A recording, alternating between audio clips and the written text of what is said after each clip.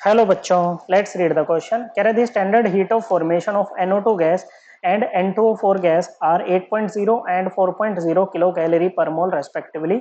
The heat of dimerisation of NO2 in kilo calorie is. देखो, हमें ना standard heat of formation दे रखा है NO2 गैस का और N2O4 गैस का, और हमसे हीट ऑफ डाइमराइजेशन पूछ रहा है NO2 के लिए।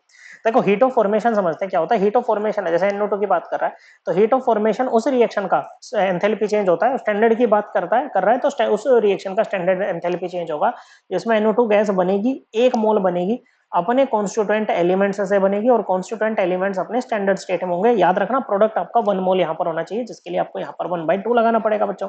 ओके, तो standard heat of formation of NO2 आपको क्या दे रखा है बच्चों? ये आपको दे रखा है 8.0 किलो कैलोरी पर मोल। वहीं अगर N2O4 की बात करें तो सिमिलरली हम N2O4 के भी लिख ले, N2O4 के लिए भी लिख लेंगे बच्चों। ओके, ये हो जाएगा आपका N2 + 2O2।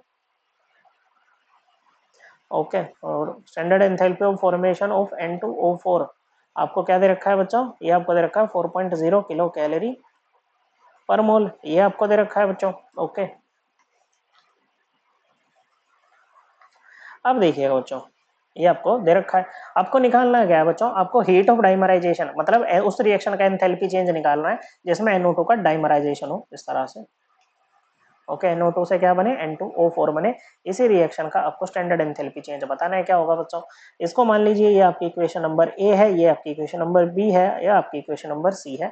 हम यहाँ पर यूज करेंगे अपना हेस्लो। हेस्लो क्या कहता है कि if a reaction takes place in several steps then its standard reaction enthalpy is the sum of the standard enthalpies of the intermediate reactions into which the overall reaction may be divided at the same temperature। Okay, hello हम यहाँ पर use करेंगे। हम क्या करेंगे, इन दो ए और B reaction को इस तरह से एडजस्ट करेंगे कि ये हमारी ये वाली इक्वेशन बन जाए बच्चों। ओके, और जो ऑपरेशन हम इक्वेशन पे लगाएंगे वही इनके एंथैल्पी चेंज के, स्टैंडर्ड एंथैल्पी चेंज के डेटा पर भी लगाएंगे। तो आपको NO2 लेफ्ट में चाहिए बच्चों, तो आप इसको रिवर्स करके लिख दो। क्या कर दो बच्चों? इसको आप रिवर्स करके लिख दो, तो ये क्या हो जाएगी बच्चों? ये हो जाएगी NO2 gas gives half N2 gas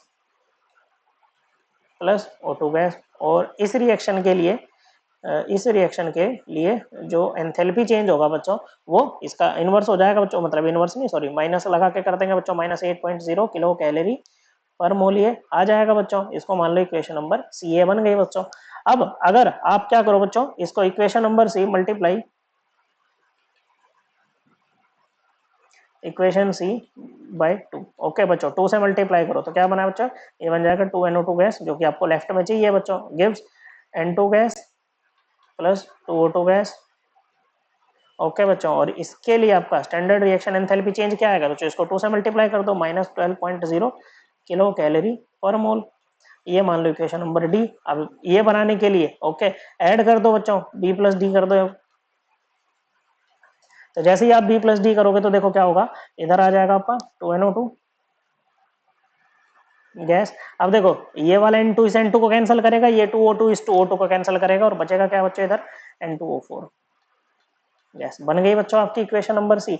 तो इसके लिए जो आपका स्टैंडर्ड रिएक्शन एंथैल्पी चेंज, या जैसे हमने यहाँ पर डेल्टा H नोट करके लिखा है, ये क्या आ जाएगा बच्चों? डेल्टा H नोट क्या है बच्चों? Heat of dimerisation of NO2 है। अब इनको ऐड किया तो इनके डेटा को भी ऐड करो बच्चों, माइनस का 12.0 प्लस, हालांकि मैंने इसको ये डी वाला पहले लिख दिया, लेकिन कोई दिक्कत नहीं है बच्चों से।